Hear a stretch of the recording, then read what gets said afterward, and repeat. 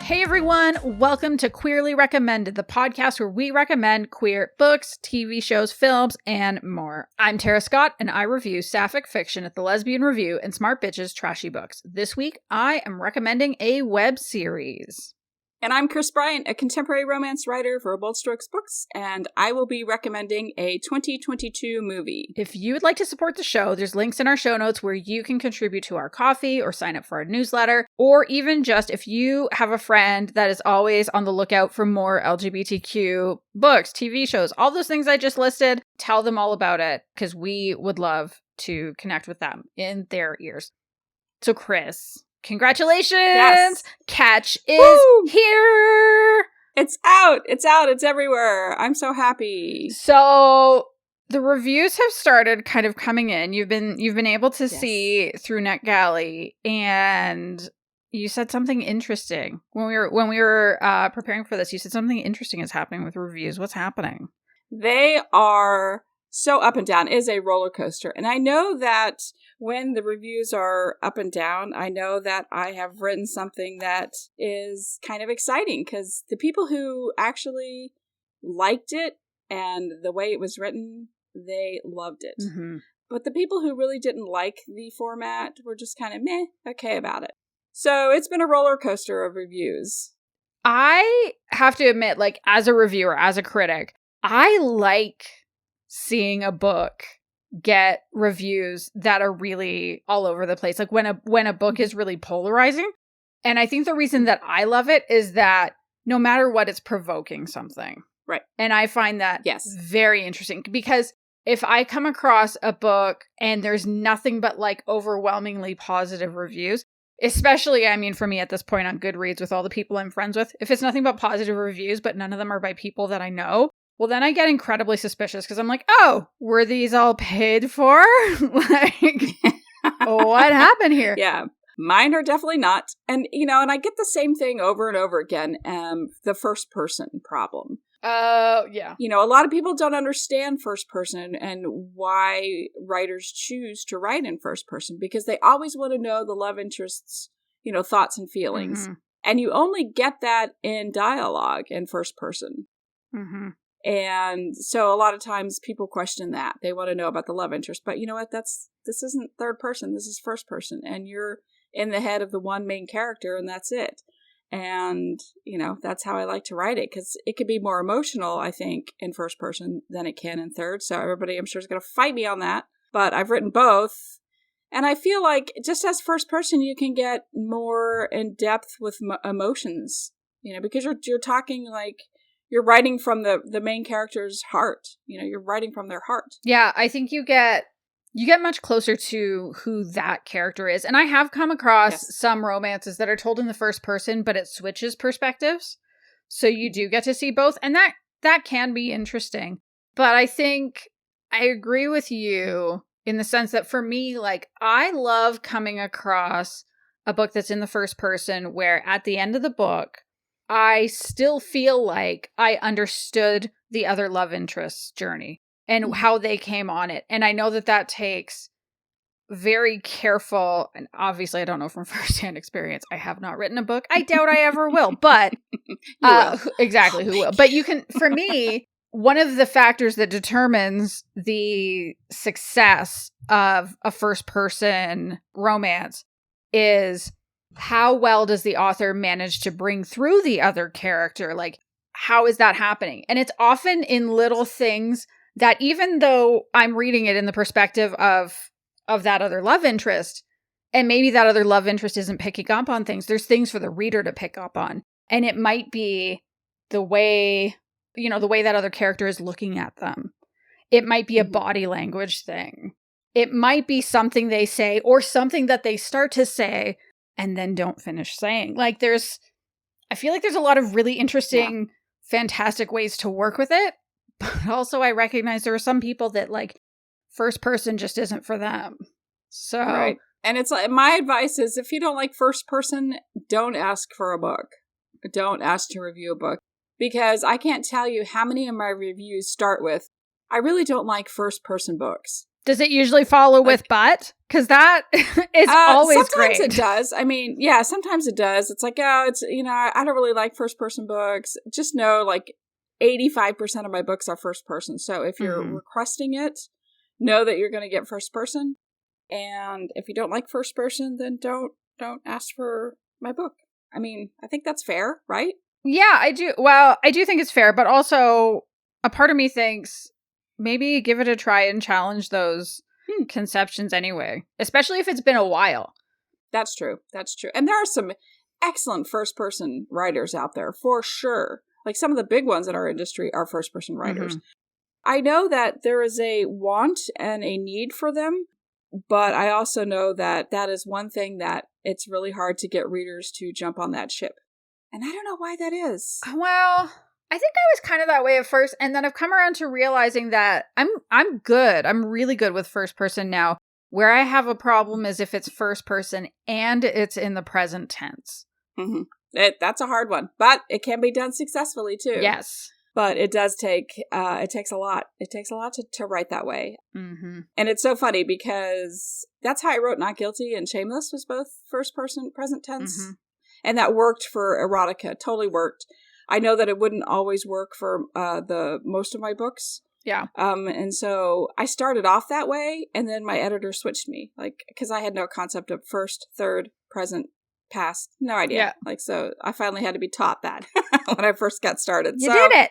I did it. I figured it out. So, but yes, so that is out. I'm excited about it. And it's football season. So that's right.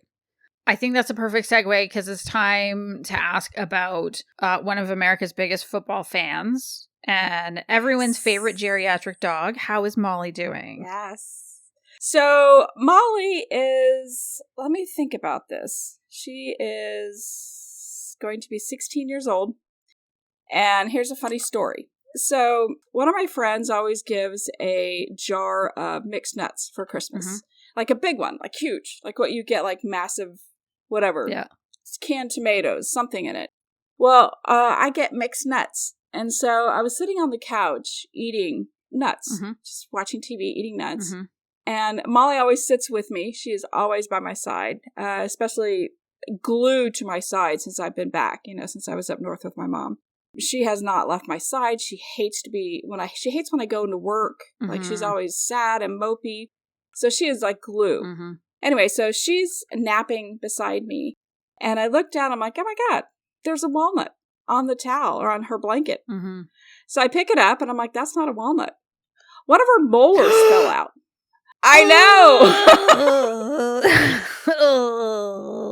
Yeah. And it was on the towel because I was like, how did this walnut get over here? It was like 2 feet away, but it was actually a molar, and it was both amazing and awful at the same time. Oh my God. Yeah. I bet she feels better. She was fine. She feels better. Like, what she likes to do is she loves to rub her face on everything. She always likes to rub. And so I was just like, and sometimes I itch her little forehead and stuff, around her eyes, just because I know she can't lift her paws to do that. Yeah. So she had been wiping her face on her blanket, and I didn't think anything of it. And then she wiped a molar right out of her mouth. She wiped a molar out of her mouth. It was amazing. But I was like, wow, what's a walnut doing there? And I was like, it was heavy. Oh, really? And it was big, a little tiny dog. And it was a big tooth. I mean, it was like an inch wide. Holy crap. It was pretty, yeah. You'll have to convert that to Canadian metric system. I'm not sure I actually want to know. And we know what inches are. Jesus Christ. That's how we talk about our height. I mean, sure, it's our height we talk about. Well, our driver's license is in centimeters, that's right. But like colloquially, we talk about our height. Like I, for example, am a quite tall 5'1". Which blows my fucking mind because I think you're like 5'7" or 5'8". No, and you're just a teeny tiny little thing. I'm going to put you on my back like Grogu. I have tall energy. Like Yoda. Oh my God. Wouldn't that be hilarious? You're just backpacking me around. I'll dress up like Luke Skywalker. You can be Yoda on a backpack. GCLS. We're there. Yeah, no, I'm not that tall either. But I'm taller than you. So not hard to do. So is my 11-year-old. Not hard to do. So is my 11-year-old. She's really That's pleased amazing. about it too. Yeah, and she'll just get taller. Mm-hmm. At least until I think I stopped growing. I stopped really growing when I was 12. And then I think between 12 and now, I maybe grew an inch. So I hit this full statuesque potential when I was 16. I love it. They're like, it's going to happen. It's going to happen every year. It's going to happen. The only thing is yesterday we're standing next to each other because she's like, she wanted to do the like pull herself up as tall as she can next to me thing. I mean, I don't care. It's not like good for her. I married someone taller. Isn't that convenient? And, but she says, oh, but your hair is still taller than me. And I was like, yeah, baby. I got 4 inches. It's gonna be for a while. I'm gonna have to tell my stylist next week, don't take too much off the top. It's all I have against this tall child. Because once she surpasses you, it's over. Just know this hair is gonna grow to a foot. We'll see how it goes. Good luck with that. So tell us about your puppy. Oh, how's that going? Amber. So it's funny because she's at the stage where, like, when I look at her, she looks like an adult dog to me. She was born at the end of April. So obviously she's not, and she still acts like a puppy. But recently, because we were told by the vet, it's better to wait until after she has her first heat to go and get her spayed. So we waited for that. And she had been doing really well with the potty training, and then she started having accidents in the house again. I'm like, what is happening? And then she starts her period, and we were like, oh, I have to tell you, I have never seen a dog in heat before, but like the affinity I felt for her when I look at her laying on the floor, hating her life, like clearly hating her life so much. Just this like utter energy of fuck my life. And I was like, oh, it's universal. It's not just poor baby. human. Like, what do you do? Like, it's not like you can squeeze out a drop of Advil for her. Right. Just give her some ice cream. Oh, I know, right? Like, chocolate is my go-to. Can't do that. Give her some ice cream. That's good. Aw, poor baby. So, yes. Miss Ember is doing great. She is going in this week. So, by the time this episode drops, she will have had her surgery. She will be hating her life because she'll be wearing the cone. We actually... Oh, the cone of shame. We put the cone on her one day last week because she's been so itchy, and we think it might be because we had been letting her have bully sticks to chew on because, again, puppy wants to chew all the time. Right. So we've taken her off of those, but like she was scratching so much that she cut like above one of her eyes, inside her ear. So we put a cone on her, and it was... one of the funniest things ever because I came upstairs. I still work mostly from my home office, and so, which is in the basement. So I come upstairs and I walk in the living room, and Neil's sitting on one of the couches. He's playing a video game, and Ember is sitting next to him, but like as a statue almost. But like, and her like shoulders are up and her head is slumped down, and in that like, I don't know what to do. And I was like, oh, you poor baby. So I went and sat on the other couch, and I pulled her up on my lap, and she let me pet her. But when I put her back on the ground, and so she's on all four, she's standing, and she just does this like, I don't know what to do. I don't know. It was so funny. And then the other night, it's semi-related, she was being a real dick. So like we would put her out she would like ask to go out. And so we're thinking, well, we don't want her to pee in the house. So we would let her out. But then she would just start barking at either the neighbors or nothing or whatever. And so Neil was like, nope, every time I take her out, she's going to go out on the leash, on the harness. Cause she also like, not only is she barking at them, she doesn't want to come back in. She thinks it's a game. Oh. And so he's like chasing her, and we were just like, no, this isn't happening. And so he left the harness on her, which I think confused her because she just like stood there by the front door. And I was also extremely baked at the time, which probably made it even funnier. But I'm looking over and I'm like, oh, look at her.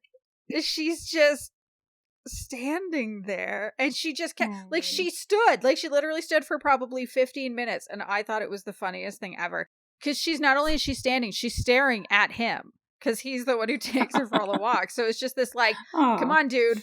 Let's go. Let's go.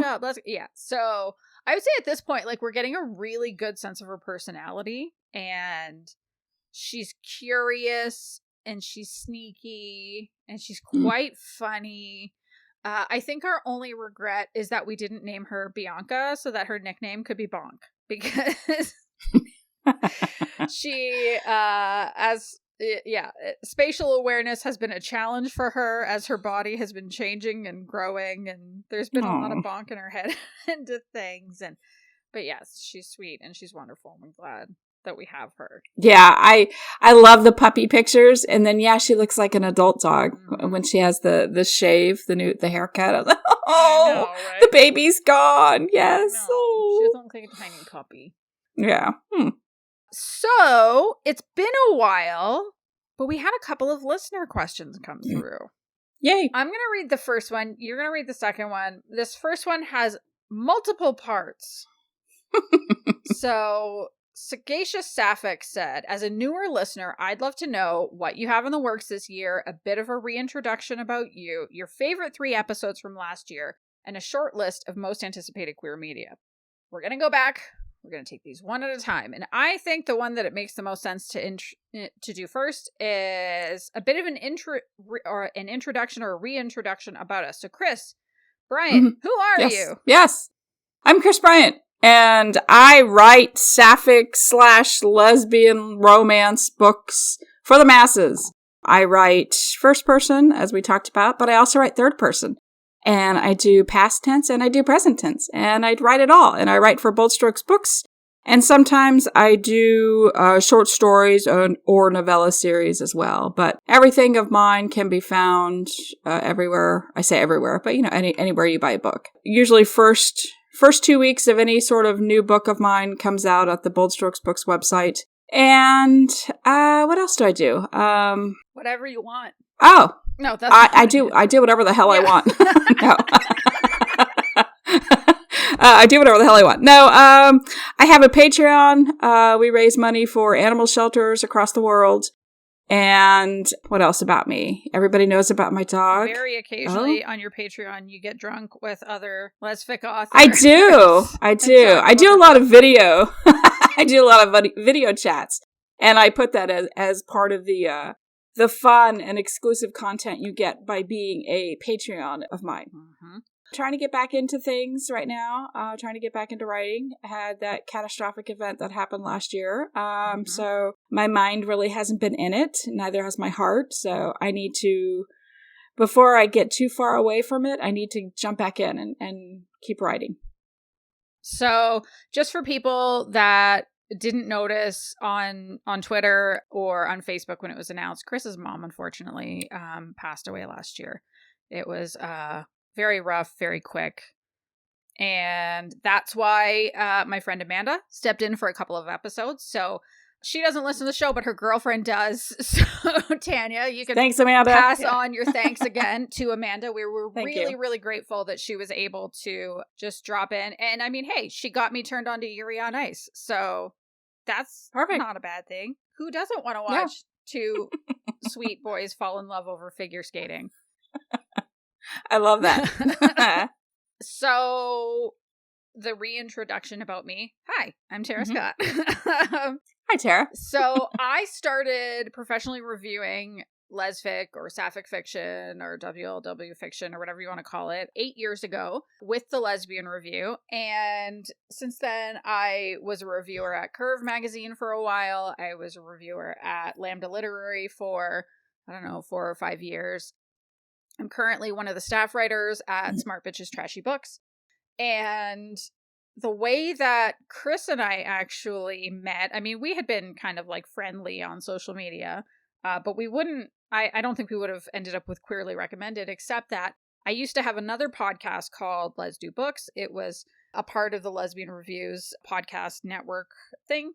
And that started out as a 2 co-host kind of book club situation, and then Brooklyn left after a year, and then I just started interviewing authors, and that was very cool. I got to talked to some pretty incredible authors on that podcast, like Anne Bannon, who was writing lesbian pulps in the 1950s, or Catherine V. Forrest, who wrote Curious Wine, without which we don't get, we probably don't get Georgia Beers' books without her, maybe Karen Callmaker, some of the others. So that was something that was really cool and something I was proud of. But after 4 years, I was pretty tired and I was winding it up.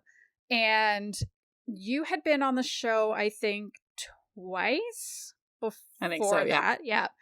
And there was another author who was supposed to come in for, it was like the second last episode, and they got sick and they couldn't make it. And I was like, oh no, I'm so close to being done. And I needed something for that. And so it's just like, hey, Kris, can you come in for a last minute? And you were like, yeah, absolutely. And at the end of it, you said, hey, if you ever want to do a podcast, let me know. And I was like, I'm tired. Let me think about it. I need to just not podcast for a while. And then a few months later, you said like, hey, did you think about it? And just kind of said, yeah. And here we are. Yeah. 2 years later doing this thing. It's amazing. I know, it's pretty good. It is. So the next part of this multi-part question, what do you have in the works this year? I have two things. I have a novella. This is kind of cool. I think a lot of people will be happy to hear this. It's a novella called Cherish, and it brings back Brooke, Cassie, and Noah from Temptation. Ooh, yes. Yeah, so this one of my favorites. That's exciting. 6 years in the future. Mm-hmm. 6 years. Mm-hmm. And it introduces some more characters, some new characters as well to their community. So it's just a novella. It was something to kind of... I had so much in 2022 that I needed to just chill out. And so instead of writing a full length, I just decided to go ahead and write this novella to kind of, not have the pressures of a full length novel. Mm-hmm. So that's been turned in, and hopefully that'll come out in May. And then what I'm writing right now is Dreamer, and I'm not quite sure when that's coming out. It's a book that's kind of, I don't even know. I don't want to give it away. It's a tricky book. And I absolutely, did I tell you about it? I think you did. You did. This one has a twist, doesn't it? Yes. Yeah, okay. Yes. So the last couple of books of mine have had twists because I like the twist. I love the reaction of the twists. So I've been putting them in my books more and more because the aha moment has been... It's always good when you read a book and you're like, son of a bitch, I did not see that coming. And that is what I like. Yes. I like to give those to readers, especially like if you're so used to my sweet romances and they're pretty, my big climactic scenes really aren't that big because I don't think that real life, your scenes are that big. Sometimes they are, but I feel like sometimes we go a little extreme when we write, authors. So most of mine have been, if the character following the true arc of romance, they have to be apart for whatever reason. Mm-hmm. And so I try to keep that as realistic as I can. But every so often lately I've been trying this, oh my God, moment, where it happens. And so the last couple have had those aha moments. And so this one will as well. So that is what I have in the works. And I'm doing, hopefully... going to go to GCLS in Denver, and then Women's Week this year. Mm-hmm. So, what about you? What's going on with you? Well, hopefully, I'm going to be able to read more this year, so I can review more. Last year was not my best year for that. I had quite a hard time reading, just at all. Like having the focus and the attention, but also like one of the big things that happened for me near the end of last year was I finally got diagnosed with ADHD and started taking medication for it. And it's like, oh, well, that's kind of life changing. And also realizing that like part of why I used to read so much was that it was like my hyper focus was kicking in a way that like it definitely wasn't in the last couple of years.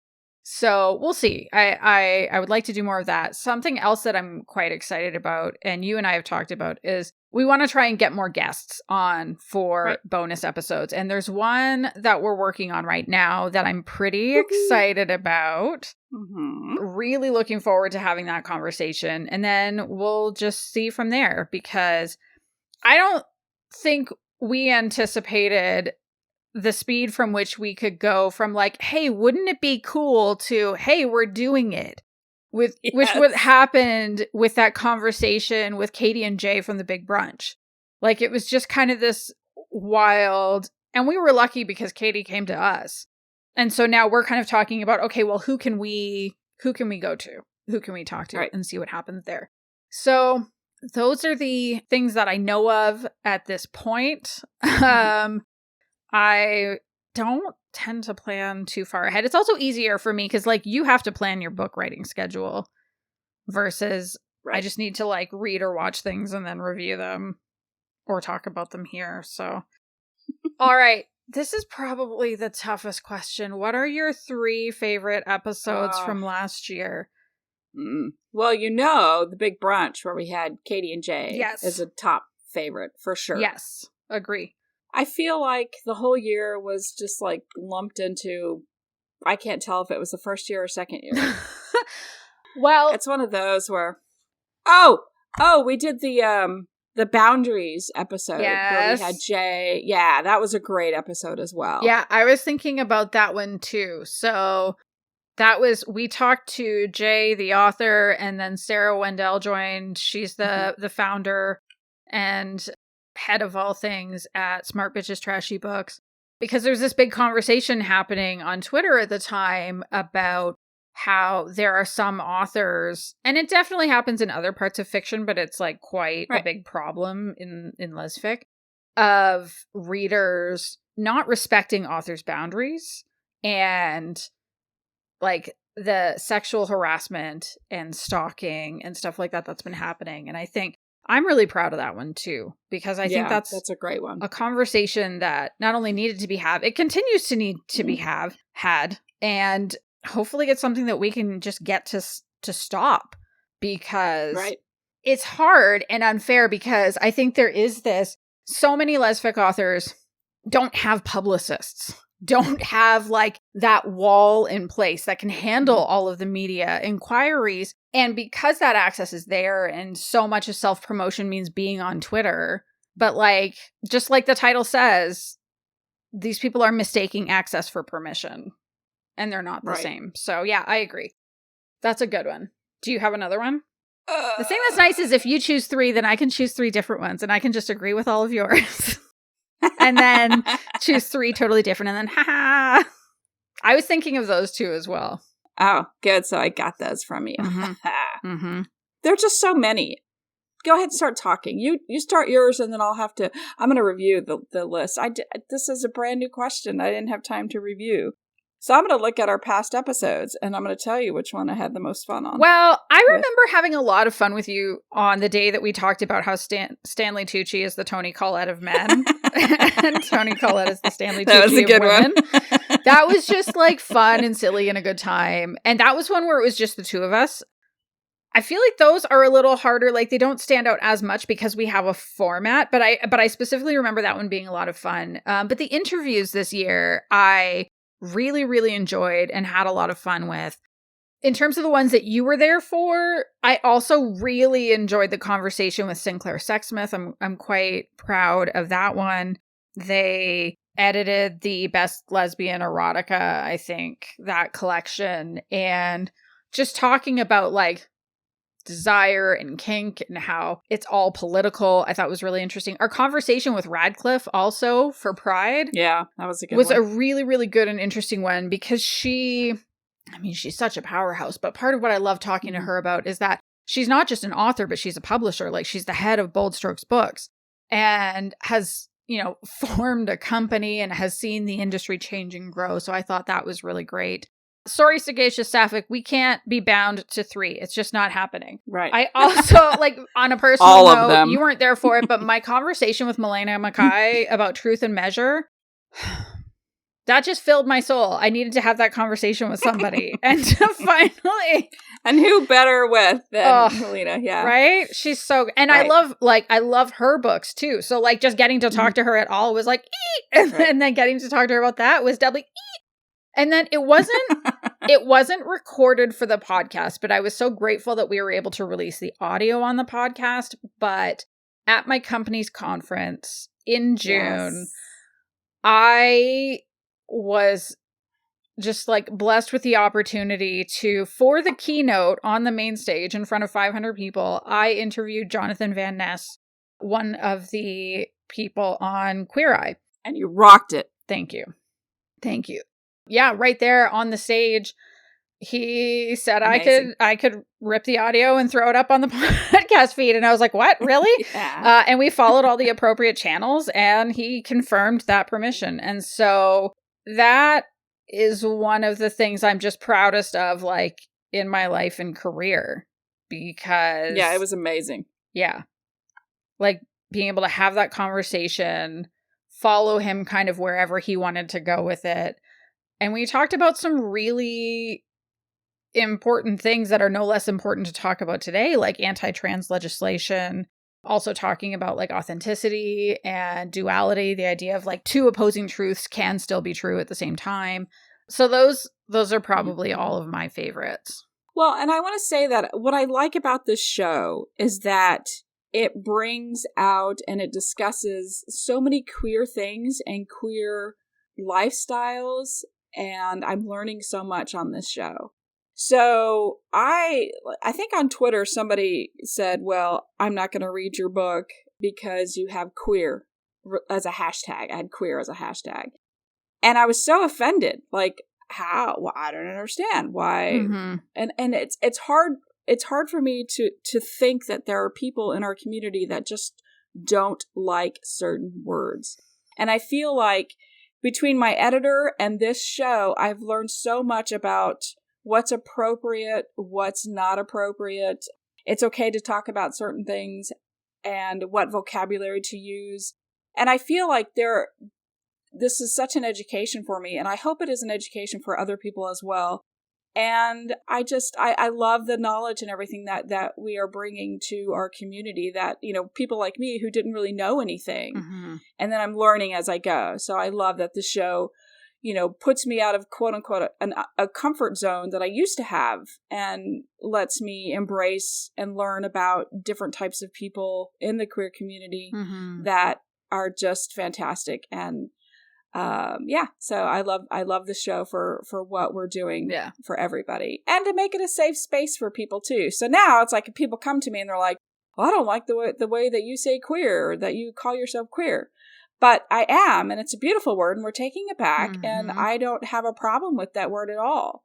Yeah. So, you know, I identify queer, lesbian, whatever. Mm-hmm.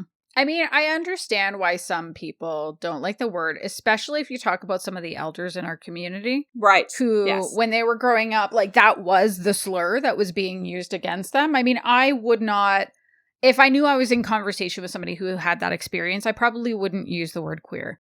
Mostly just because I want to sort of respect their experience and where they're at. But at the same time, nobody's going to take that word away from me entirely. I love that word too, because I feel like it encompasses my relationship with my gender as well as my sexual orientation. And it's just easier to say queer than to say, well, I'm gender nonconforming and maybe non-binary, but I'm not really sure. And also I'm pansexual. Oh, you don't know what that means? Okay, it's like it's similar to bisexual, but like you can just say queer. It's all of it. It's all the things. It's so convenient. It is. It's a convenient word. Yes. So speaking of queer, do you have a short list of your most anticipated queer media? No, God damn it, no. I know. That's just got this question. We're the worst literally just spraying it. Staying on top of. So I have one. I have one thing. Lee Winter's villain series is coming out soon. Yes. I am like the end of January? Oh my God, I'm so excited about this.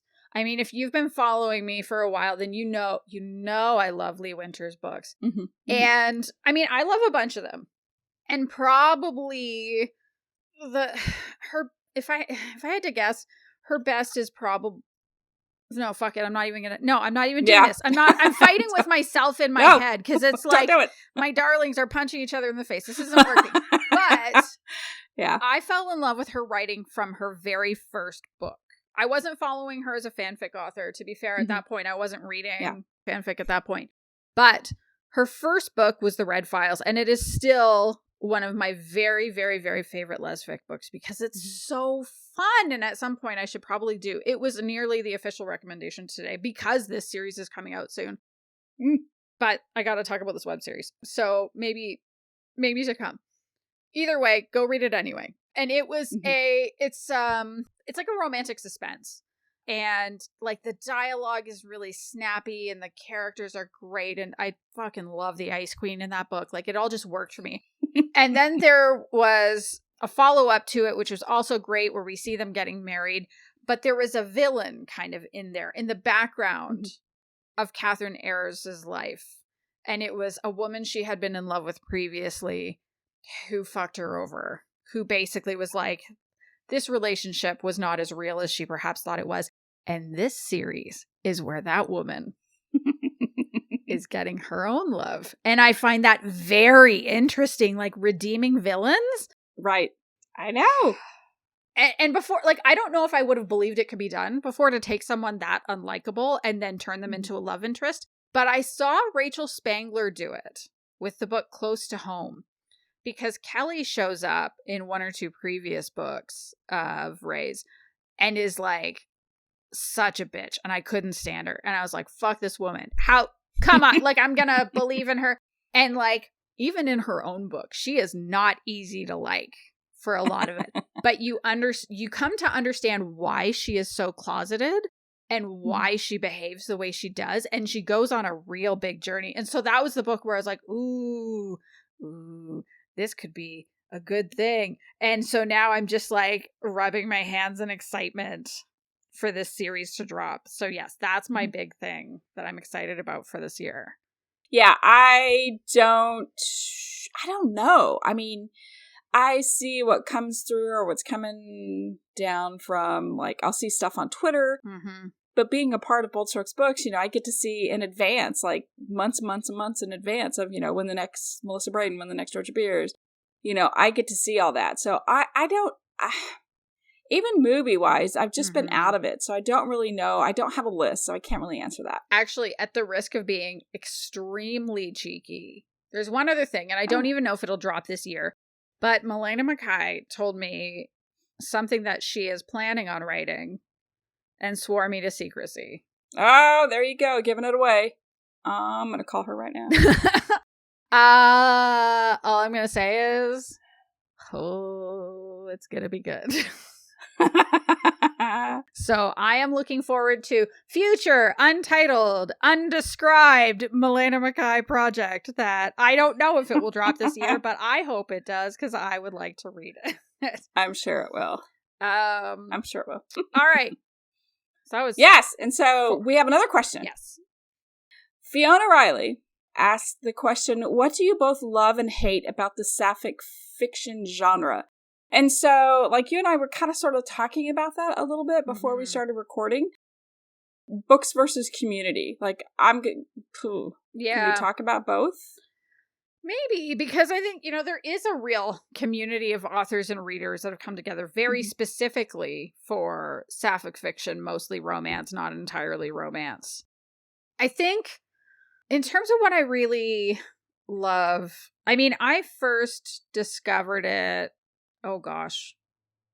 The thing that's nice is that I was pregnant at the time, so I can time it around that. It's like, oh, okay, so if my kid is this old, that means... So yeah, I first stumbled across it 12 years ago. And at the time, I was back to reading romance. I hadn't been reading romance for a lot of years because I read a lot of it in high school, like as much of it as I could get my hands on. And then I started university as an English literature major and then became a gigantic snob and stopped reading romance. But I was working at a job where I was very disengaged, very unhappy. It was a really, really toxic work culture at that point, but I was also pregnant, so I couldn't go anywhere because, you know, I wanted to have that sweet, sweet Canadian maternity leave coverage. And so I started reading romance again, and then I stumbled on, and I read a lot of it, and I stumbled on lesfic, and I started like very slowly reading it, and then it turned into all I was reading. And so the things that I loved, and to be fair, my comparison is based on reading very few male-female romances in the last 10 years. But when I stopped reading And they were all hetero romances at that point. Like, I was not coming across opposite sex pairings where one or both of them were bisexual in the same way that is much easier to find now. And it was like the height of the alpha male thing, which I didn't love. Because, like, again, like, I'm married to a man, but, like, he doesn't act like those jackasses that would show up and were like, I know what you want. And it's like, fuck off. Like, what? There were still things that I liked about a lot of it. And I don't at all want to say, like, oh, it's all bad. Like, it's not. There are reasons why people make careers off of it. Like, there's some excellent writing happening, but I wasn't connecting with it anymore.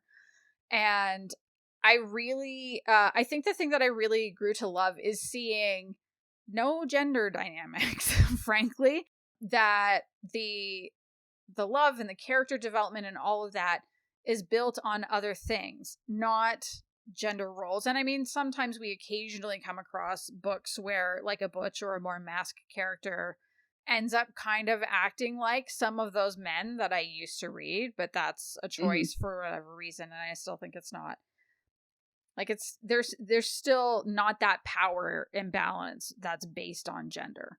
And I always appreciated that. And I don't know, I love reading, for me, especially as someone who is in an opposite sex marriage as a queer woman, it feels like another way to kind of connect with that side of myself. And it's affirming, and it's been great to see in the last decade how the genre has changed, how it's frankly exploded. Like, the amount of fiction coming out every month that's available is impossible to keep up with in a way that it was slightly more possible to do at that point. And now the mainstream, like, the big, huge publishing companies are now welcoming queer fiction. And so, talk about a saturated market. Oh, what? Specifically, because at that point, the queer fiction was almost entirely male romance, mostly written by and for straight women. Right. And at this point, so the fact that, you know, big five publishers are putting out sapphic romance written by queer women is incredible. Right. In terms of things that I hate about the sapphic fiction genre, I don't actually think there's that much. I mean, there's a couple things that I tend to soapbox about. Mostly, I wish there were more. I know I've talked about this before. I'm going to talk about it again in the future, because is it a soapbox if you don't pull it out every so often? I don't think so.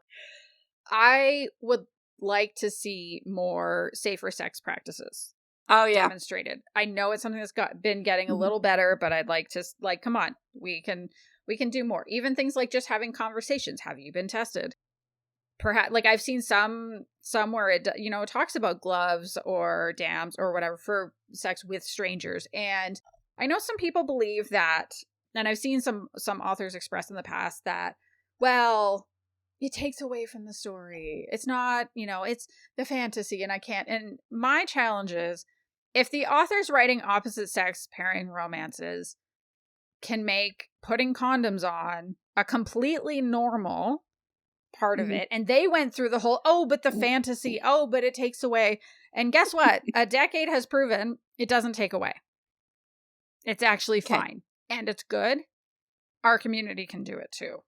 So that's kind of my, that's probably my main thing. And then otherwise it's like occasionally still stumbling across a little bit of, you know, casual biphobia in a book. Don't love it. Not my favorite. And same thing in the community. Like, the most part, like, if we talk about, like, okay, are we talking books versus the community? For the most part, the community is wonderful and warm and welcoming. And every so often a transphobe pops up, or someone who's biphobic pops up. And, like, that's the thing that I think that I hate. And it's still hard. Like, anything that encourages any kind of, anyone encouraging any kind of an us versus them, like, oh, you're trying to get rid of lesbians. No, we're not. Not at all. Nope. Like, we want lesbians to, like, be yourself, be authentic, but include everyone.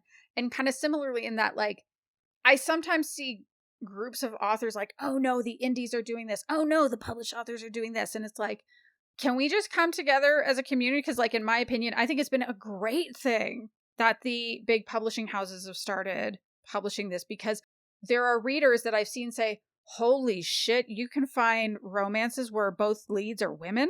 Like, that can be their gateway in, and guess where all the books are?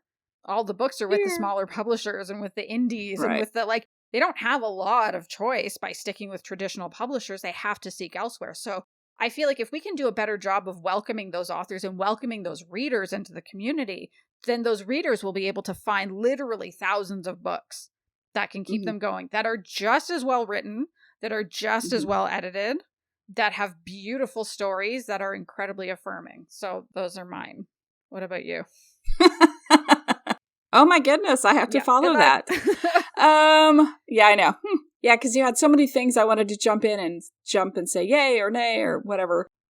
Yeah, so now, I mean, it's fuck. Don't do that to me. Next time I'm going to interrupt. I agree with the whole, us versus them, and people who are TERFs or whatever. I don't like, as far as our community, I don't like people who say they're anti-bully, but they bully people behind the scenes. There's a lot of things that as a writer, and you really can't like call things out because you don't want to be that person. But, our community is small, and I think that everybody kind of knows a little bit about everybody, and that's what I like. I mean, I do like that. It's a good thing and it's a bad thing. I love that at GCLS or at P-Town or wherever that you can meet your readers and you can talk to them and have conversations with them. And I'd love people who, like, readers who meet their fans or readers who meet their, like... their idols, like who they've been looking up to. Yeah, idols. So, like, what I love to do, and this is what I did, one of my patrons really loves Karen Callmaker, like, absolutely adores Karen. Yeah. And so at GCLS, I mean, they were very, very nervous. And I said, look, I know Karen, let's go meet her. Yeah. Let's go. And they like freaked out, like had to sit down, literally had to sit down. So I went and got Karen and I interrupted a conversation that she was having and I brought her over and I had her meet a big fan. And so I love that. I love that we still have that in our community. I love that even though we are approachable, whether you can reach out to us on Twitter or any social media platform, that there's still that magic of, oh my goodness, I'm meeting this person that I've read for years and years and years. And so I love the magic of that still. And I'm glad that we still have that regardless of how close we are and how our community is so small because of social media. So, and as far as the writing, I don't know that there's anything I really hate. Like, there's some things that I personally just don't like in my own personal thing, my tastes, what I like to read, what I don't like to read. But I don't know that I have anything that I share with anybody because it's just all a personal taste preference. Yeah, I mean, I think for me, the thing that's most frustrating is if I start reading a book and I feel like I've read that book before. That's the only thing. But also, like, it's a small community and we love our tropes. And that's okay. So... Yeah. We love our tropes. We love our tropes, but don't copy another book or another movie or something. Don't make something. Don't just change it to Sapphic and call it your own. I guess. No. All right. Oh wow, we spent a lot of time on. I know we need to actually talk about like queer stuff. Well, we did talk about a lot of queer stuff, and also sort of. we did. Let's be honest. Sagacious Sapphic was quite cheeky in providing one question that was 4 questions. But also, that was really 27. Hat tip to Sagacious Sapphic, because I would do the very same. Like, you're going to constrain me to one thing? Here's 4 things in the one thing. Nope. Like, you are clearly our people. So, Kris, what have you been reading or watching lately? Okay, so I watched half the season of Married at First Sight, season 10. It just came out on Netflix. There are 10 seasons of this show? Right? I know. Who knew? I didn't even know that it existed. We were just compiling the outline and you told me about it. And I said, sounds like the best kind of trash. So it is the best. Okay. So it's not queer and it's not even that good. But you know that I'm a sucker for people using unconventional ways on getting together or finding love. And so I'm on like episode 10. I'm like, fuck, I just need to know. Like, I cheated. I fucking cheated. I Googled it. I Googled who's together from season 10 because after 8 hours anyone? of watching it and taking down. Well, do I want to ruin it? I was taking down all my Christmas decorations and just kind of cleaning up the living room and stuff. And so I just had it on, and then I was invested because I'm like, I wonder if they're really going to get along. And so the answer is yes. Whoa. Let's leave it there. Yes. You don't need to spoil it further, but at least one couple. At least one couple made it. So there's good that. For them. And I'm rewatching The Sopranos, and because I watch it when I'm working out. So when I'm at Planet Fitness, or even when I'm downstairs on the treadmill, I watch The Sopranos. I don't know why that is, but that's just it just gets you motivated. You just want to run. I want to run. And it turns out that I can be bought. I mean, like, here's Tony Soprano trying to give this guy some money just for, like, hey, why don't you? Because he feels bad. He gets this guy fired, this cop fired. And he feels bad, and he finds out, he kind of runs into this ex-cop at a statuary. Statuary? Is that where it is? Where's the, why can't I think of it? Where they sell statues and... Anyway, like bird baths and things like that, fountains. So anyway, so he goes there and he sees this cop, and so he feels bad about getting him fired. So he tries to like tip him, and the guy's like, no. He's like, I just need you to make sure this fountain gets to my house, and and tries to slide him some money, and the guy's like, no. I'd have been like, hell yeah. So it turns out I'm like, great, I can be bought. So it's good to know this about yourself. No, it's like, I didn't know that about myself. Nice of you to put it out to the world too. Yes. So I don't know why, but I thought Bird Box Part 2, which is called Mallory, I thought that was out. Okay. What is Bird Box? It sounds familiar, but I can't remember. So Bird Box is a movie with Sandra Bullock. Oh, it is that one? Yes. With the blindfolds? Yes, the blindfolds. Okay. So I rewatched that movie because I was going to watch Mallory last night when I realized it's not even out. I didn't even know. Oh, no. How I thought that it was. But anyway, so I had forgotten all about it, really. I mean, for the most part, I couldn't remember how it ended. Still good? Yeah, still good. So I was like, cool. So I'm ready for Mallory whenever it comes out.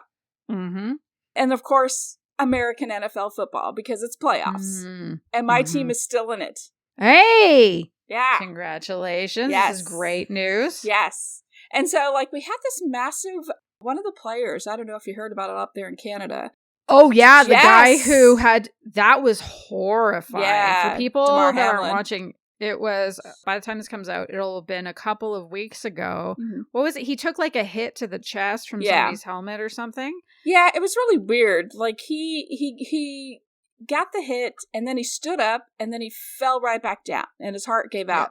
Or, I mean, his heart stopped twice. And so they had to revive him on the field twice, which had never happened before. Like, so, like, the whole country, like, just came together and in support of him. And he's doing better. He has the breathing tube out. Everything's great. And it's interesting because, like, so I was like, who out there is going to be the jerk that tries to start a GoFundMe? Because whenever there's a situation like this, people always try to take advantage. And so he legit has his own GoFundMe for his charity, which is like Toys for Kids. It's not Toys for Tots. It's his own little charity. And he had a goal of $2,500. And as of last night, it was over $8 million. Oh, wow. There's a lot of kids like, that's getting amazing. Yeah. Next year. So, yeah, isn't that amazing? So, and like the whole NFL, they've been like wearing his shirt, number 3, his number. So, I mean, it's just, I love it when things like, I mean, it was an unfortunate event, but he's okay. Yes. And I love how the whole entire country came together, not just the NFL. The only thing that I found appalling was, I mean, when you're saying the NFL, you're talking about the NFL players. I'm about to say the NFL, and I mean like the organization. Oh, yeah. And what I thought was awful was they tried to say that the two teams could have a 5-minute break. Yeah. And then they had to get back to playing. And what I loved was the coaches saying, fuck that. Yep. Nope. This game is over. We are off of this field. Like, watching that would have been traumatic. So to expect, but again, I mean, that's just kind of capitalism, right? Like, so exactly. What? You experienced a trauma, get back to work. So yeah, I loved that the coaches made the call and put the people first. Right. Because that was a time for them to come together. It was a time for waiting. It was a time for just like collective support. It wasn't a time to perform.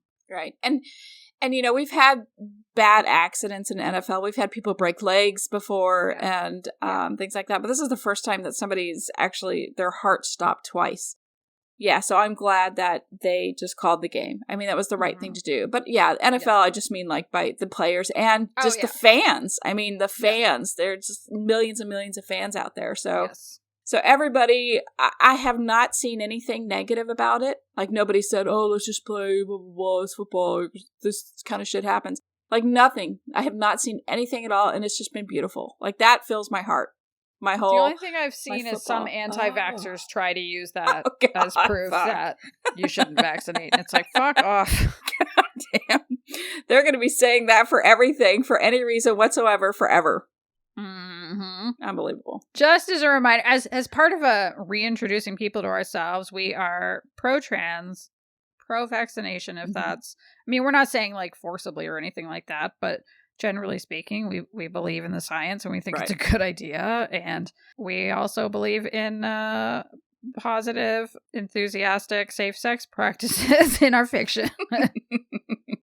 That's true. That's true. What about you? What have you been reading and watching? Okay. So the Christmas holidays came and went, and I took 3 weeks off for them. And it was amazing. Glorious. And I did a bunch of things. And now I'm realizing that as I put together the what have I been reading and watching, that I may have left a couple of crucial things off of my list, which is why I'm speaking very slowly as I get to the show notes for the last episode to make sure that I'm not, oh, good, I didn't talk about this last time. Okay. So one of the first things I did when I was on vacation, because my kids were still in school for the first part of the vacation, and Neil had been saying to me, you need to play the game Pentiment. And I was like, yeah, okay, I'm going to play the game Pentiment. And so I played this game in 2 days. Wow. It's probably about a 15-hour game, and I played it in 2 days because the writing is so good. And you don't have to be a good gamer to play this game. There is no sword fighting. You're not pointing and shooting. It's none of that. To me, it's not quite a visual novel because you do have to like move around a map and you are making choices and stuff like that. But it's like, for sure, Kris, you could play this. If you might actually even be able to play it on your laptop. It is available on Xbox. It is available on Steam. It takes place in 16th century Bavaria. Wow. And it is a murder mystery. There are 3 acts. In each act, you are solving one mystery. And then there is an overarching something going on that kind of explains all of this. And between the first and second act, there's a 7-year break. Between the second and the third act, there is an 18-year break. And just given when it takes place, you see a lot of things like the role of the church in society, because at that point, the church is a political, very much like it is a part of the political landscape. Absolutely. Huge is a great way to put it. You are playing a character who is in this tiny town in Bavaria, early 1500s, and he is at a monastery because that was when so the printing press was in place, but printing books was not fully a thing yet. And so before the printing press, books were reproduced in monasteries for the most part. Like you would commission a monastery to basically take this book, copy it by hand, draw and then paint, I suppose, whatever illustrations that you want to have in there, all of that. It was an industry. And so you are a guy who is apprenticing there, and a baron who is quite the asshole is murdered. He's visiting this village to check on a book that he's had commissioned, and he is murdered. And there are a bunch of people who have reasons to have killed him, and you have to kind of try to figure out who it is. And then, you come back later in 7 years, and then it is so, so, so, so good. Oh, wow. Neil finished playing it probably 3 to 4 weeks before I did, and he turned it off and he burst into tears. And I was like, what is happening? And so we had a good kind of conversation about it, because the thing is, given when it takes place, you come back in a second or third act, and there are people that aren't there who had been there in previous acts. And like when you think about it, this is a time when you better hope you don't get a UTI. Right. Or appendicitis. Or an infected finger. Or, right? Like, it is not the same kind of medicine that we have today. Like, people were dying, like, babies, the infant mortality rate was something 50%. And it's just such a beautifully written story. And the way it deals with, like, so many themes, grief, like, again, the church as political force, the increasingly awful treatment of peasants, how they're being ground further and further out. Like, it's just, it's so good. So Neil said it was probably one of the best written games he'd ever played. And I was like, well, I'll see. And then I played it and was like, oh, I'm a fucking puddle. And it's one of the best written games I also have ever played. The only reason it's not an official recommendation is that it's not a queer game. There are 2 tiny queer things in it. I'm not going to spoil them because they're delightful when you stumble across them. But it's not really enough for an official recommendation when we are recommending queer media. But if you are a gamer, I wholeheartedly recommend it because it's just such a beautiful game. Drag Race, of course. I continued watching all the drag races. Yes. Canada versus the world is done. The top 4, in my opinion, were absolutely correct. It was great. The person, Raja O'Hara, won. Again, I would have been fine. I think I would have been fine with any of the top 4 winning. But when Raja won, I was like, this feels correct. However, if any of the other ones would have won, I also would have said, this feels correct. So it's kind of nice when that happens. Season 15 of the main franchise has just started, and I am quite excited because Sasha Colby is on this season, and Sasha Colby is like the drag queen's drag queen. She is the drag queen that so many drag queens love. And so it's really exciting to see some of like why they love her. She's just this incredible. Last season, one of her drag daughters, Carrie Colby, performed. And so like Carrie, she is a trans woman. She's fucking fierce. I hope she goes really far. I can't wait to see how that goes. I've been playing another game on my Switch lately. It's called Validate. It's an indie game. It's very, very, very queer. Nice. The opposite of Pentiment. It's incredibly queer. It's just about online dating. So there are 4 main characters. They each go on, well, technically, I suppose it's saying that they're all going on dates, but I think we're stretching the boundaries of the term date a little bit, and I'm okay with that. I don't think any of the main characters are white. Nope, none of the main characters are white, and a lot of the characters that they can date are also not white. There's non-binary characters. You can date anybody of any gender. There are men who wear makeup. Like, it's very cool. The only reason it's not an official recommendation, and like, I really, really, really wish I could give this game an official recommendation. And I would, for the writing, for the characters, for the way the characters grow. Because like the first character that you can play, I played it and I'm like, this guy is an asshole. I'm not sure how I feel about this. I don't think I want to play this, but I kept going anyway.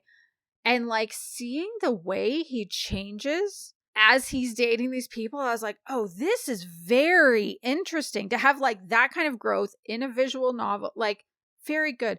But the controls for playing it on the Switch are very bad, unfortunately.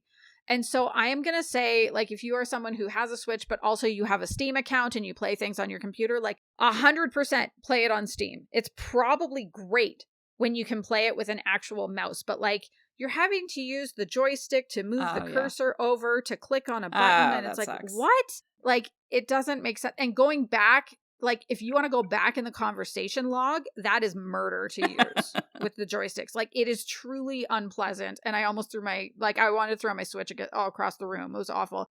And I find it crashes a lot. So it's tough. I would love people to support it because it's an indie game, because it's so queer, but also just know that the experience on the Switch is unfortunately not good. I hope they can patch it to make it more usable to play, but go get it on the Steam. And the other thing, So the other thing that I got into, and frankly, I'm still kind of into it, and it's not queer, but like it's also fun. I finally got on the train of watching the Hot Ones on YouTube. Do you know what I'm talking about? No. It's the Hot Wing interview show. It's the guy who interviews. He's done like hundreds of these interviews with celebrities and some like really, really big celebrities too. And he's having them eat 10 progressively hotter chicken wings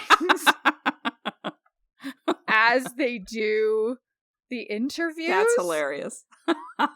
And so for some of them, like Kumail Nanjiani was like sweating and like he was able to get through the whole thing though. And a lot of them do get through the whole thing. And it seems to be partly like almost like it's like a pride. And I think it's engineered in a way that encourages them to go the whole way because the host matches them wing for wing. Oh. And if they only take one bite off a wing, he only takes one bite. If they eat the whole wing, he eats the whole wing. That's awesome. And he asks really, really good, insightful, interesting questions. I thought it was hilarious watching Taraji P. Henson because at one point she's like, and I'm done. I'm bringing this guy in. He's going to eat the rest of them for me. And she did. She brought somebody in. If you want to see ones that are fantastic, but where like the guests are not, like they can handle the spice so it's not ruining them, then I actually really recommend Dax Shepard and then Kristen Bell. Oh, that would be great. And yeah. In that order. Watch them in that order because Dax Shepard is on first, Kristen Bell is on second, and they are spectacular. I think those are probably my favorites. So yeah, I watched a lot of that over the holidays while I played a shit ton of Animal Crossing because my youngest kiddo started playing it again. And she's like, come on, play with me. I'm like, I don't want to. And I was talking to my friend Stacy, who lives next door, like just one of my best friends in the world. And I said to her, I mean, my problem is I see all these islands that other people have created and they're so beautiful and they have all these things and I can't do them. And she's like, oh, they're just custom patterns. You just have to go and download these in the custom pattern library. And I was like, pardon, what? Well, that was the beginning of the end for me. The renovation continues on Friends Island. It looks real shitty now, but it's going to look incredible later. I'm going for like a witchy, foresty kind of vibe. It's going to be like the flowers are mostly going to be black, but some of them will be purple. And then I have some gold roses and I'm going to be putting I'm trying to catch recipes to make mushroom stools. So I'm going to put these little mushroom stools all over the island and put these little, and I know you're looking at me like, what are you fucking talking about? Exactly. I'm thinking woodland creatures. That's what's in my head. What woodland creatures are you going to have? But like, this is the point I'm making. This is how far down the rabbit hole I've gone. So I love it. And you're so excited about it. And I'm so excited about it. And here's the thing, like, is Animal Crossing explicitly queer? No. But like, you can make your character look gay as hell. You can make the gayest possible island. Like, Stacy's island is this beautiful rainbow extravaganza. So you can make it as gay as you like. Nice. Yeah, that's it was such a good, like, if you've ever considered and you are able to take a 3-week break from work, and I know, like, here's the thing, I know I am extremely privileged that I work at a company that A, has generous time off policy, and B, actually let me take that block of time. But if you can ever do it, 100%, go do it. Live your life. Revamp your Animal Crossing island, or actually do something bigger and more interesting. But it was so good to just like unplug and step back. Yeah, it was the best. That's my official recommendation. Take time off. No, for real. What's your Kris? Yes. What's your official recommendation this week? Okay, my official recommendation is a movie that was released in 2022 around Thanksgiving, so not that long ago, and I rented it through just my cable provider. It's a movie called The Inspection, and it highlights a gay Black Marine's experience under Don't Ask, Don't Tell. Whoa. I know. That sounds intense. It's loosely based on the director Elegance Bratton's own life. He wrote and directed it. So the MC is Ellis French, and he's played by Jeremy Pope. I don't know if you know who Jeremy Pope is. Not offhand. I think if you saw a picture, you'd be like, oh, him. Yeah, okay. Yeah. So he is a gay drug user, homeless, living on the streets. And the movie starts with him reaching out to his mother because he needs his birth certificate to join the Marines. I need to start off by saying that his mother is played by Gabrielle Union. Oh, I know. Oh, I love her. Oh. So, love her. Incredible ally to the community. I know. We're going to get to that. Okay. So, and she's phenomenal in this movie. I mean, it's obviously, first of all, she doesn't like her son. And, I'm sure that after like 10 years of lying, stealing, etc., she doesn't believe anything that comes out of his mouth. And so he asks for his birth certificate, and she says, I don't know that I don't want to give this to you because it's the last time that I have of you. It's the last thing that I have of you from when you were the person that I loved and knew, because her son has changed so much in 10 years. And like, this is how bad. So she lets him in her apartment, and she puts down newspaper on her couch for him to sit down because he is that like, just like, unkempt, unclean. And he's like, I'm really going to join the Marines. And she's like, yeah, whatever. And she's like, well, I'm sure I'll never see you again once I give you this birth certificate. So she's not quite sure why he wants it. Like, what other reason could he have for wanting this birth certificate? Yeah. And so she just said, she still wanted that piece of him when, her expectations and dreams were still there for him. So, but she gives it to him, begrudgingly. She gives it to him. And so he goes and he joins the Marines. So, like, the whole time I'm stressed when he's in basic training. He's athletic and he's nice. And the whole time I'm worried because, I think he's just going to hit on somebody and, like, shit's going to go down. Yeah. So the thing about this is he has these little fantasies, daydream fantasies, and you don't know if they're real or not. As you're in it, you're like, is this really happening, or is this just one of his little fantasies? And they're his little fantasies most of the time. And he's having a little fantasy while he's in the shower with, like, all these other dudes, Marine dudes, and he pops a boner. Oh, no. Yeah, and so they're like, you're gay, and they kick his ass. So basically, they ostracize him this whole time, but he sticks with it. He's like, I'm going to be a Marine. Mm-hmm. I really liked this movie because, obviously Don't Ask, Don't Tell, they couldn't do anything about it. And he went from this, it's kind of like, in the Scarlet Letter, how the A changes throughout the time. And so for him, he goes from this, everybody's like, oh, you're gay, we don't like you, blah, blah, blah, to at the end, they support him, And so it was a good movie because it showed both sides. It showed, I say both sides. It showed, the people who disliked him, and they showed how they came to like him because he's a person. It's not just because of his sexuality. Yeah. And I thought the ending was awesome, and like, I'm an Air Force brat, so I know how important, military is to people. Like, it is family. Military is family. And it was very good for him to see him confront his mom and find direction in his life. So I think that if you, and like I said, it was based on his life, his own experiences. So after basic training, he actually joined I'm not quite sure, the film, whatever, military film, something or another.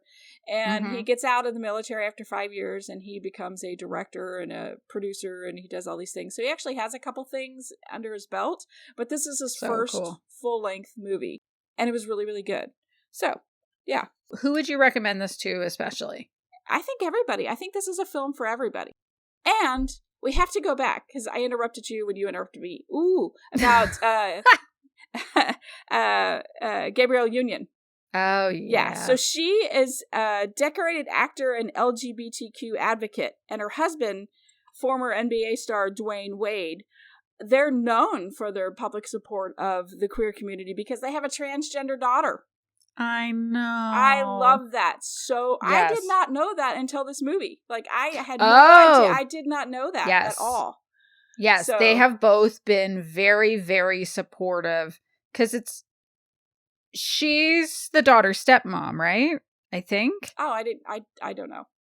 Well, I mean, regardless. Yeah, they've both come out just with nothing but love and support for this child, and they have been supportive of her. I think she's a teenager now.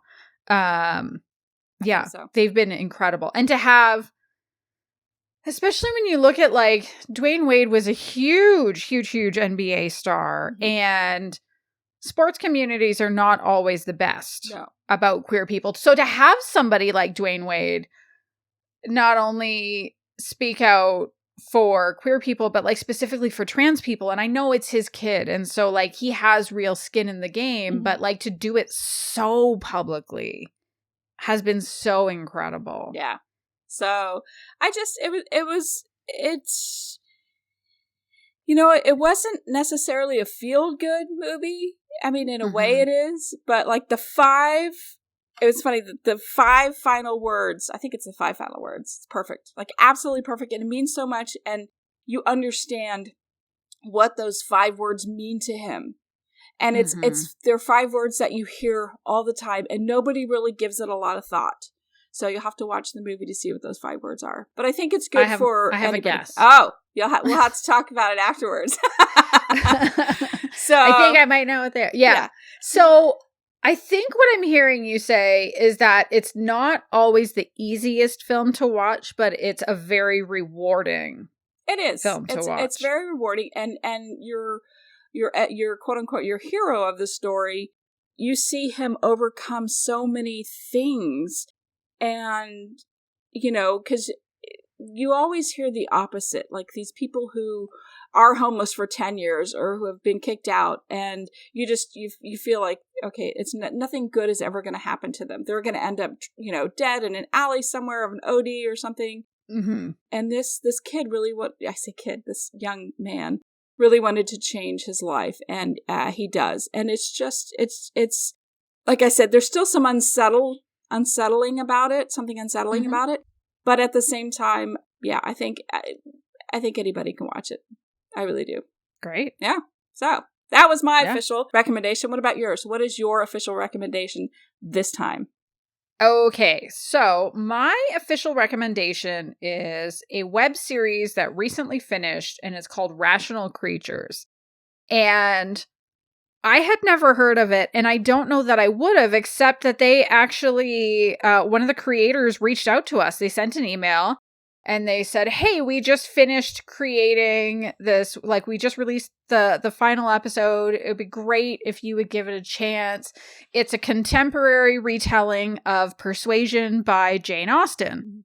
And I went, ooh, oh boy. Now, I don't actually remember if I've read Persuasion before. If I did, it would have been like 20 years ago or so. Right. Same. Yeah, exactly. Same. And I mean, I was telling you before we started recording that I couldn't remember if I finished a book that I read 3 weeks ago. So like, here we are. That's not going to help me with that. But one of my favorite Jane Austen adaptations ever is one of Persuasion. It's just so beautiful. It's the one that has Kieran Hines in it. It's also from around 20 years ago. And it just like the way it portrayed longing is spectacular, because this is Jane Austen's, like, if we're going to use a contemporary trope, it's a second chance romance. Right. So Anna is one of the lead characters. She works in, sorry, we're going back to the web series now. Okay. So, because in Persuasion, I believe her name is Anne. Because I didn't read the book, I can't really speak to how was it translated. I'm comparing it to that other adaptation.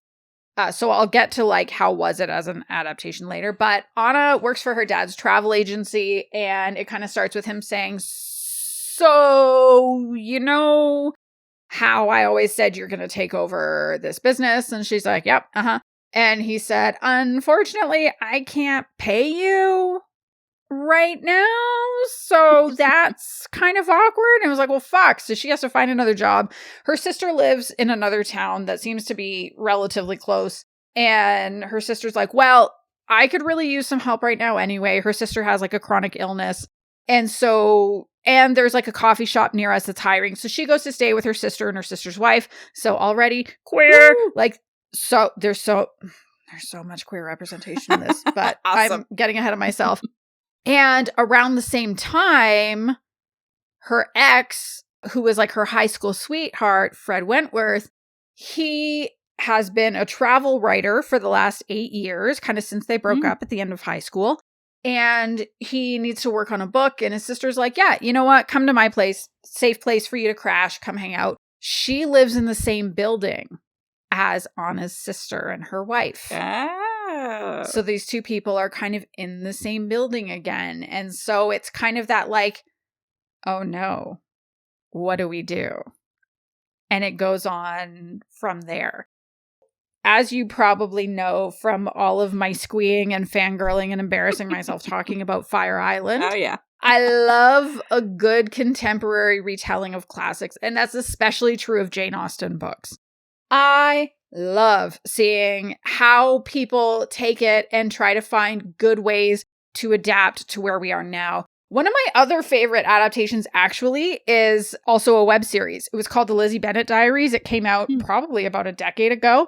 And it was a web series that retold Pride and Prejudice. Not queer, but brilliant.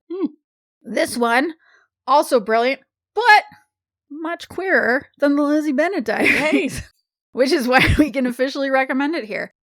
So, like I said, I haven't read the book, but it has prompted me to start reading the book. So I'm slowly kind of reading it here or there in between the other books I'm reading for review. And comparing it to that other adaptation, though, like I can see where they were going.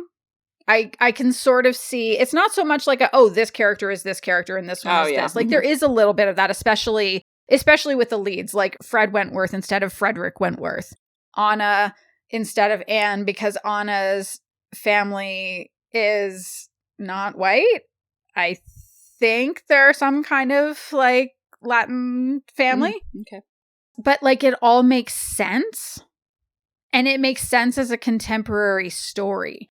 I found the characters really interesting. And when I started it, because at first I was like, is this even queer? Like it's about a woman and a man getting together, but like both of them are bi. She says it openly in a conversation with somebody else. And we actually see Fred date a dude in the series for a little while. Nice. And that's, again, for me, kind of cool seeing queer at like a very queer opposite sex pairing. And Fred's sister talks about being aromantic, which again is very exciting because I feel like aro and ace people don't show up in queer media as much as I would like to see for sure. The story, it worked for me. It made sense seeing the way they sort of made their way back to each other by the end. Because again, I said before, it's a second chance romance. That's not really a spoiler. That's the whole point of a second chance romance. Right. And the thing that I think might interest you is that the music for the series is so good. I think they chose a bunch of indie musicians. I haven't really dug into it, but like... Ooh, I'll have to do that now. Yeah. You would pay more attention to the lyrics than I would, because that's just not the way my brain is wired. But the thing that I found was just like the vibe of all the music really influenced the vibe of the series. The music, to me, was as much a part of the atmosphere as anything else. Like, whoever did all that choosing was just like, bang on, good for them. And I think the other thing that's exciting, and this came from the pitch that they sent, but I think is worth sharing, is it is this series was produced by a multinational, all-female writing and producing team, which I think is so excited. So one of them's in Canada, one's in the UK, two are in the States. They met through the internet and began working together, and they actually crowdfunded to get season 2 of the show. They had to delay a bit because of the pandemic, but like they did the thing. Yeah. And it's fun. I mean, it's not, because it's a web series and they had to kind of like do it all themselves. Like, is it as polished as a movie you're going to see in the theater? No, of course not. Right. But also it's charming as fuck. Like, it's very charming. It's quite sweet. The characters are quite real. And in terms of other representation, like we see someone who has a panic disorder. There's another, like I said, Anna's sister has a chronic illness, like some kind of a rheumatoid arthritis or something like that. Like, it's really so, like, the representation is so multifaceted. It's so good. And I was so happy at the end. I had that, like that big, warm sigh, smiling, whatever that I get at the end of like where I'm just like, oh, I love this so much. For me, like when a romance is so good, I had that. Like I absolutely had that. And the other thing that I thought was kind of funny is they sent it over and I'm like, okay, there's like 19 episodes and it's, but they're fairly short. Like some episodes are 5 minutes. Some are like 11 or 12 minutes. I'll watch this over the next week or two. I watched it in one sitting, actually. Like I started it and then I couldn't stop watching it. That's sweet. Because I just enjoyed seeing all of these characters together so much. And there's a secondary romance between two boys and it's like a friend pining for another friend romance. And it's so cute. And I love it just as much as the main characters, possibly even a little bit more. Okay. I know. So if you are the kind of person that likes web series, definitely check it out. Even if you're a person who doesn't like web series, I would like to challenge you to at least give it a try because the episodes are quite short. Very easy to know where and when you can space it. But I dare you to not watch it in one shot because it's just so lovely. That's nice. Yeah. That's it. That is all for this episode. This is probably the longest episode we've ever done. So if you've stuck it out this long, thank you for joining us. If you've enjoyed the show, please make sure you subscribe wherever you listen to podcasts so you'll get notified or it'll download whenever we release an episode. Like I said before, if you have a friend that you think would like the show, please tell them all about it. And if you would like to support us, we have links in the show notes to our coffee and our newsletter sign up. Or if you want to connect with us on your favorite social media sites, we have links in the show notes to those as well. Or you can just search for Queerly Recommended on Instagram, Facebook, Tumblr, TikTok, and Twitter, and it is still standing. Or, who can believe it? I know. Or email us at podcast@queerlyrecommended.com. Goodbye, everyone. Goodbye. Bye.